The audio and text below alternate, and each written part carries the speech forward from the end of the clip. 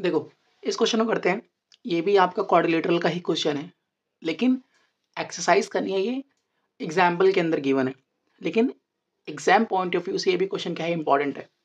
ठीक है, इसको करते हैं। सबसे पहले गिवन क्या क्या है, मैं देखो गिवन लिख लेते हैं। सबसे पहले अगर गिवन की बात करें,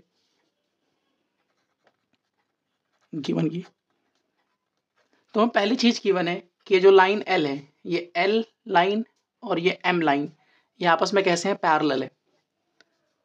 तो L is parallel to M, पहली चीज में ये गिवन है। दूसरी क्या बोली गई है, आप सबको पता है कि जब दो लाइंस पैरेलल होती हैं और उनको थर्ड लाइन कट करती है, that third line is known as transversal line. So यहाँ पे लाइन एल और लाइन एम को ये पी लाइन क्या कर रही है, कट कर रही है। सो देयरफॉर पी हमारे पास क्या हो गई, ट्रांसवर्सल लाइन हो गई। ठीक है, सो दूसरी क्या क्या गिवन है, पी इज अ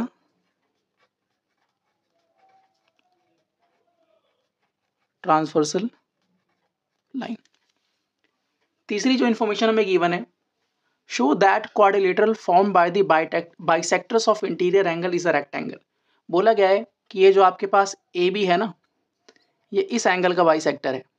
ये जो बी सी है, ये इस एंगल का बाइसेक्टर है। ये जो ए डी है, ये इस एंगल का बाइसेक्टर है। और जो सी डी है, ये इस एंगल का क्या है, बाइसेक्टर है। तो ये चारों के चारों बाइसेक्टर्स मिलके देखो आपके सामने ए बी सी डी एक क्वाड्रिलेटरल बना रहे हैं कि नहीं बना रहे हैं भाई। ए बी वाला बाइसेक्टर हो गया, बी सी बाइसेक्टर हो गया, सी डी बाइसेक्टर हो गया, ए डी बाइसेक्टर हो गया, एंगल बाइसेक्टर्स। ये चारों के चारों लाइंस मिलके, एंगल बाइसेक्टर्स मिलके क्वाड्रिलेटरल बना रहे हैं कि नहीं बना रहे हैं, ए बी सी डी। हमें प्रूफ करना है कि यही जो आपके पास क्वाड्रिलेटरल है, ये क्या है, रेक्टेंगल है। ठीक है, तो हमें प्रूफ करना है। तो ठीक है, करते हैं। तो अच्छा, थर्ड इन्फॉर्मेशन हमें क्या गिवन है कि जो आपके सामने ए बी है, A B is angle bisector of P A C. इस वाले एंगल का क्या है, ए बी एंगल बाइसेक्टर है, angle P A C. Fourth में लिखना चाहो लिख दो कि आपका जो ए डी है, ये जो ए डी है, A D is angle bisector of angle S A C, S A सी।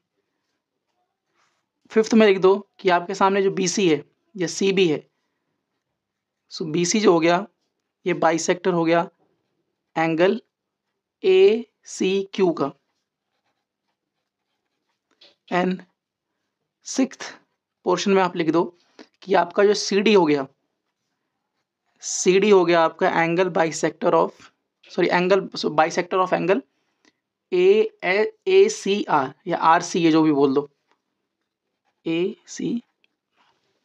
ठीक है,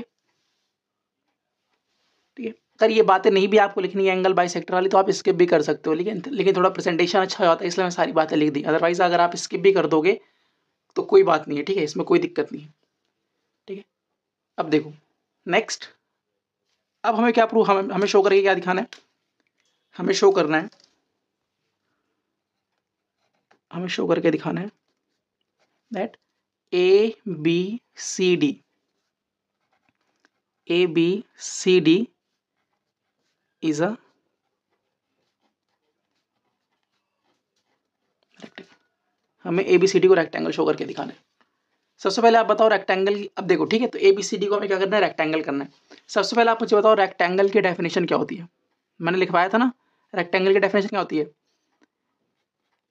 it is a parallelogram, it is a parallelogram in which one angle is 90 degree. ये लिखवाया था ना मैंने रेक्टेंगल की डेफिनेशन। तो अब अगर मुझे ए बी सी डी को रेक्टेंगल शो करना है, तो पहले मुझे शो करना पड़ेगा कि एक पैरेललोग्राम है, एक पैरेललोग्राम है। एंड देन उसके बाद हमें शो करके दिखाना पड़ेगा कि इसके अंदर एक एंगल हमारे पास क्या है, 90 डिग्री। ठीक है, तो ये हमें करके दिखाना पड़ेगा। तो सबसे पहले हम इसको पैरेललोग्राम शो करते हैं। ठीक है, तो फर्स्ट जो हमारा क्या होगा, पैरेललोग्राम शो करने का। देखो करते हैं स्टार्ट। देखो अब यहाँ से स्टार्ट करते हैं। आप मुझे बताओ क्या एंगल पी ए सी जो है, क्या वो एंगल पी ए सी ये वाला एंगल, क्या एंगल आर सी एक इक्वल है कि नहीं है? ऑल्टरनेटिव इंटीरियर एंगल, यस और नो? भाई क्वेश्चन में गिवन था कि ये लाइन और ये लाइन आपस में क्या है, पैरेलल है, तो ये हमारे पास क्या हो गई, ट्रांसवर्सल लाइन हो गई। सो ये वाला एंगल इस वाले एंगल के इक्वल होगा कि नहीं होगा, ऑल्टरनेटिव इंटीरियर एंगल से। ठीक है, अब देखना, सो अगर दो चीज़ें आपस में बराबर हैं तो उनके हाफ भी आपस में क्या होंगे, बराबर होंगे। इसका मतलब half of angle P A C जो होगा वो बराबर होगा half of angle R C A का। अब बताओ, अगर मैं इस एंगल का हाफ करता हूँ, अगर मैं इस वाले एंगल का हाफ करता हूँ तो कितना आएगा बताओ, पी ए सी। अगर इस एंगल का हाफ करता हूँ तो क्या बी ए सी ये वाला एंगल मिलेगा कि नहीं मिलेगा? हाँ, क्योंकि क्वेश्चन में बोला गया था कि ये जो आपका ए बी है ना, इस वाले एंगल को बाइसेक्ट कर रहा है। तो अगर मैं पी ए सी इस एंगल का हाफ निकालूंगा तो मुझे मिलेगा बी ए सी। ठीक है, तो इसका मतलब पी ए सी का हाफ कितना आ गया, एंगल बताओ क्या होना, बी ए सी, बी ए सी। इसी तरह से आर सी ए इस वाले एंगल का हाफ कितना आएगा, इस वाले एंगल का हाफ कितना आएगा, ए सी डी ये एंगल आएगा कि नहीं आएगा, ये वाला एंगल, ये वाला एंगल, ये वाला एंगल। हाँ, यहाँ पे हाफ ये वाला आया था और यहाँ हाफ क्या आएगा, ये वाला आएगा, क्योंकि ये पूरा का ये जो सी डी है ना कि इस एंगल को बाइसेक्ट कर रहा है। तो जैसे ही इसका आधा करोगे तो आपको मिलेगा ए सी डी ये वाला एंगल आपको मिलेगा, ये वाला। तो इसका मतलब आर सी ए का हाफ कितना आ गया, एंगल ए सी डी। ठीक है, अब आप लोग मुझे सिंपल सी एक बात बताओ, आप सबने पढ़ा है, अगर मान लो मेरे पास दो लाइन्स हैं और उनको तीसरी लाइन कट कर रही है, ठीक है, और ये एंगल और ये एंगल आपस में बराबर है, मतलब जो ऑल्टरनेटिव इंटीरियर एंगल्स हैं वो आपस में कैसे हैं, बराबर है। सो क्या ये लाइन और ये लाइन आपस में पैरेलल नहीं हो जाएगी? होगी। हम सबको पता होता है कि अगर लाइंस पैरेलल हैं तो उनके ऑल्टरनेटिव इंटीरियर एंगल बराबर होते हैं। लेकिन अगर किन्हीं हमारे पास दो लाइंस कुछ ऐसी हैं, इस तरह से हैं कि उनके ऑल्टरनेटिव इंटीरियर एंगल क्या है, बराबर है, तो 100% वो लाइंस आपस में कैसी होंगी, पैरेलल होंगी। अब यहाँ पे देखना ध्यान से, जो मैं यहाँ पे डार्क करूँगा, देखो एक लाइन ये है, एक लाइन, इन दोनों लाइंस को एक थर्ड लाइन कट कर रही है, और इस तरह से कट कर रही है कि ये वाला एंगल और ये वाला एंगल आपस में कैसे बराबर है। तो यहाँ से क्या कंक्लूजन निकाल सकते हैं हम, यहाँ से ये कंक्लूजन निकाल सकते हैं कि आपका जो ए बी है और आपका जो सी डी आपस में कैसे होंगे, पैरेलल होंगे। So therefore A B is parallel to C D. A B किसके पैरेलल हो गया, सी डी के पैरेलल होगा। यहाँ तक किसी कोई दिक्कत? इसी तरह से देखो, ये लाइन और ये लाइन पैरेलल थी, सो ये एंगल और ये एंगल आपस में बराबर हुए ऑल्टरनेटिव इंटीरियर एंगल से। अगर ये लाइन और ये लाइन आपस में पैरेलल है, सो ये वाला एंगल, ये वाला एंगल और ये वाला एंगल भी तो आपस में बराबर होंगे। So angle S A C जो हो जाएगा वो इक्वल हो जाएगा एंगल क्यू सी ए के, क्यू सी ए के।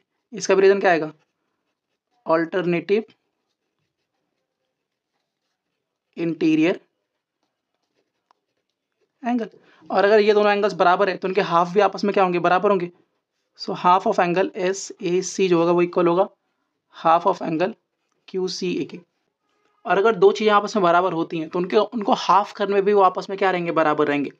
भाई अगर दो लोगों के पास 100 रुपये हैं, सो अगर आप उनका आधा कर दोगे तो दोनों के पास तब भी बराबर पैसे रहेंगे। सो इसका मतलब दो चीज़ें अगर बराबर होती है तो उनका हाफ करने पे भी क्या होता है, बराबर ही होता है। अब बताओ, एंगल एस ए सी का अगर मैं हाफ करूंगा तो मुझे क्या मिलेगा, डी ए सी मिलेगा कि नहीं मिलेगा, ये वाला एंगल मिलेगा, ये वाला एंगल है ना। दूसरी बात, अगर मैं क्यू सी ए इस वाले एंगल का अगर मैं हाफ करता हूँ इस वाले एंगल का, तो मुझे क्या मिलेगा, मुझे मिलेगा ये वाला एंगल, ये वाला एंगल। इस एंगल को नाम दे दो बी सी ए या ए सी बी, जो भी बोल दो, तो बी सी ए बोल देते हैं। बी सी ए। अब आप खुद सोचो, यहाँ मेरे पास दो लाइंस हैं, एक लाइन है ये, एक लाइन है ये, और एक लाइन है ये। इन दोनों लाइंस को एक थर्ड लाइन क्या है, कट कर रही है, कट कर रही है, और इस तरह से कट कर रही है कि दोनों के दोनों या जो ऑल्टरनेटिव इंटीरियर एंगल्स हैं आपस में कैसे हैं, बराबर है। सो आप कह सकते हो कि ये लाइन और ये लाइन आपस में पैरेलल होगी। भाई ये दोनों लाइंस आपस में पैरेलल होंगे तभी तो इनके ऑल्टरनेटिव इंटीरियर बराबर हो रहे हैं। सो यहाँ से हमें क्या कंक्लूजन मिलता है कि देयरफॉर कि जो आपका AD है, AD is parallel to BC। ठीक है, अब आप मुझे बताओ, यहाँ आपने प्रूफ किया था कि AD जो है, सॉरी AB जो है, ये AB जो है, ये this line is parallel to this line. ठीक है, ABCD के बराबर, मतलब ABCD के पैरेलल था, मतलब ये इसके पैरेलल था, और अभी आपने प्रूफ कर दिया कि ये इसके पैरेलल है। सो आप बताओ, इसको आप दे दो फर्स्ट नंबरिंग, इसको दे दो आप सेकंड नंबरिंग, तो हम क्या कह सकते हैं बताओ, फ्रॉम फर्स्ट एंड सेकंड। तो फर्स्ट और सेकंड से हम क्या कह सकते हैं, ABCD इज अ पैरेललोग्राम। ठीक है, तो यहाँ से हमने ये प्रूफ कर दिया कि ABCD कैसा है, पैरेललोग्राम है। सो हमारा 50% तो काम खत्म हो गया, क्योंकि मुझे स्टार्टिंग में क्या प्रूफ करना था, मुझे प्रूफ करना था कि जो आपका ABCD है क्या है, रेक्टेंगल है, और हमें पता है कि रेक्टेंगल एक ऐसा पैरेललोग्राम होता है जिसके अंदर वन एंगल 90 डिग्री होता है। तो मैंने ABCD को पैरेललोग्राम तो प्रूफ कर दिया, बस इसके अंदर एक एंगल मुझे 90 डिग्री प्रूफ करना है, काम हो जाएगा। अब आप मुझे बताओ, क्या इस वाले एंगल और इस वाले एंगल का सम 180 डिग्री नहीं होगा? मतलब एंगल PAC और SAC समझ आ रहा है, PAC और SAC इन दोनों का सम कितना होगा, 180 डिग्री होगा। तो लिखता हूँ, देखो angle PAC plus angle SAC का सम कितना होगा, 180 डिग्री होगा। लीनियर पेयर से यहाँ तक किसी कोई दिक्कत है? अब बताओ, अगर मैं दोनों तरफ हाफ से मल्टीप्लाई कर देता हूँ, मतलब इधर भी मैं हाफ से मल्टीप्लाई कर देता हूँ,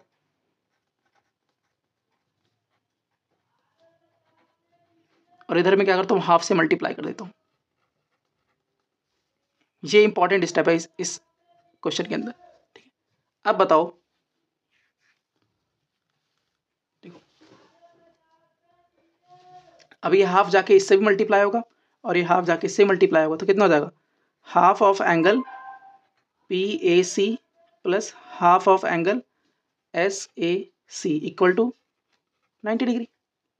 ठीक है, अब आप बताओ PAC का हाफ कितना आएगा, देखो PAC का हाफ कितना था हमारे पास, PAC का हमारे पास BAC, तो यहाँ पे आ जाएगा एंगल BAC प्लस SAC का हाफ कितना आएगा, देखो SAC का हाफ है DAC, सो एंगल DAC, इसका तो हमारे पास कितना आ गया, 90 डिग्री।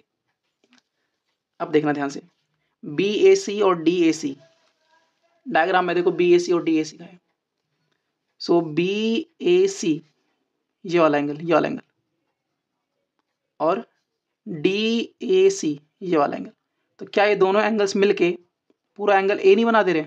देखो, क्या ये दोनों एंगल्स मिलके पूरा एंगल A नहीं बना दे रहे? तो इसका मतलब यहाँ से प्रूफ हो गया, यहाँ से हमने ये पता लगा लिया कि एंगल A हमारे पास कितना आ गया, एंगल A हमारे पास आ गया 90 डिग्री। समझ में आया कि नहीं आया? ये जो हमने पैरेललोग्राम प्रूफ किया था ना, इसको आप थर्ड पॉइंट मान लो और इसको आप मान लो फोर्थ पॉइंट। अब बस आपको एक लाइन लिखनी है, from third and fourth point we can say that ABCD is a rectangle। समझ में आया कि नहीं आया? ये बात आपको ध्यान रखनी थी। समझ में आया कि नहीं आया? तो बस अब देख लो, ये एग्जाम पॉइंट ऑफ व्यू से बहुत इंपॉर्टेंट क्वेश्चन है और आपके एग्जाम्पल का क्वेश्चन, ये भी नहीं एक्सरसाइज का क्वेश्चन है। तो एग्जाम में अगर ये चैप्टर आएगा तो इसके चांसेस हैं आने के।